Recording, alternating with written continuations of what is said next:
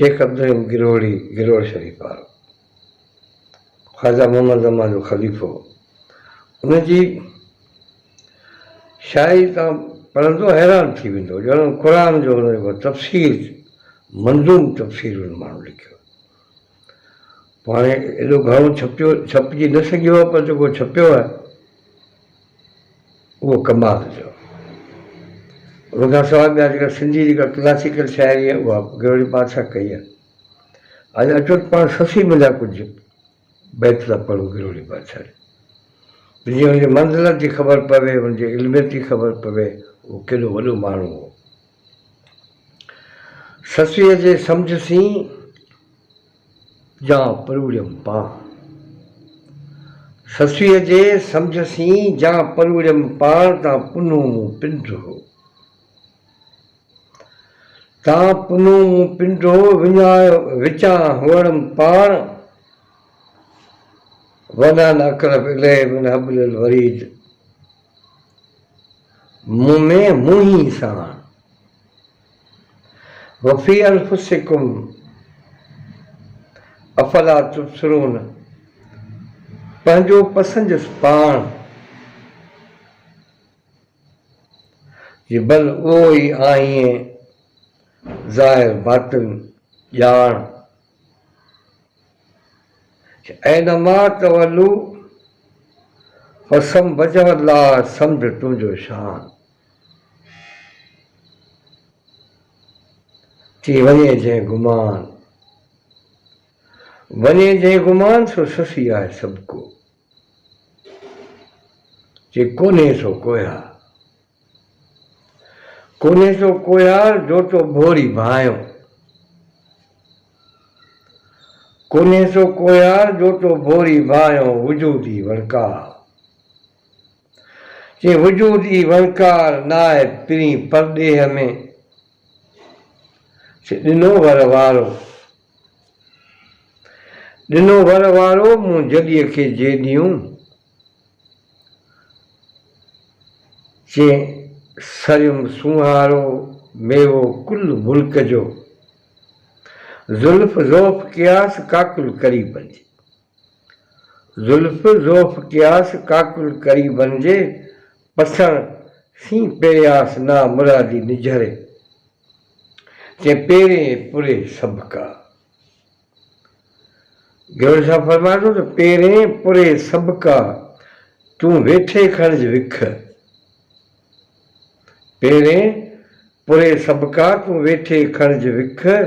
चई सॼी साजन सिक पंध पासे भर निबरे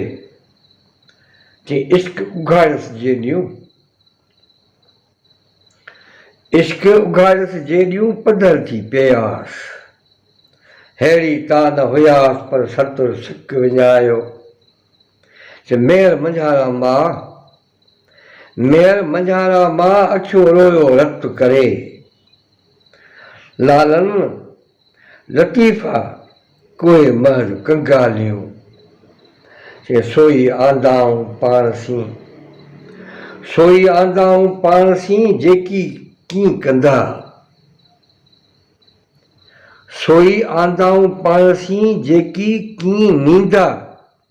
चई ॻराईंदे गोरी से सभई सच विंदा चई हमेशह हूंदा नियापा नेणनि सी हमेशह हूंदा नियापा नेणनि सी चई हुजत छॾे हल गिरोड़ी साहब फरमाए थो न हुजत छॾे हल मन मारे मेण कर चई इन ई पर अकमल दोस्त गदबो दादला चई वेचारी थी वत घार निमाण निजरे इन पर पूंदे अट दोसाणी दरबार जो चई पिरी ॾिसण पई खणण ई तां ॾिठो ई ॾोह पिरी ॾिसण पई खणण ई तां ॾिठो ई ॾोह चई सा कते कंदी को होत जंहिंजे हंज में चई मूंखे पुछ मां ॻाल्हियूं अर्त खुंभ जूं मां चए मूंखां पुछ मां ॻाल्हियूं अट खुंभ जूं ते सहसे सिॼ विया चई सहसे सिॼ विया सूरज मंझंदि हे कड़ो चई ॾींहुं ॾिठे छॾ ॾे चई ॾींहुं ॾिठे छॾ ॾे ख़र्क त खलल न पए चई वहम विसारे वे बंध तवकल जो तकियो चई डूंगर चोटी सुपरे आॾा सेल सुॼनि डूंगर चोटी सुपरी ते आॾा सेल सुॼनि चई से कीअं पिरी पसंदि नेर जनी खे नंग जो मोहबत जे मियो अब्दुरहीम चए मोहबत जी मियो अब्दुरहीम चए जड़ लॻी जीअं आई लॻी वारो नला कोहारो कीअं आई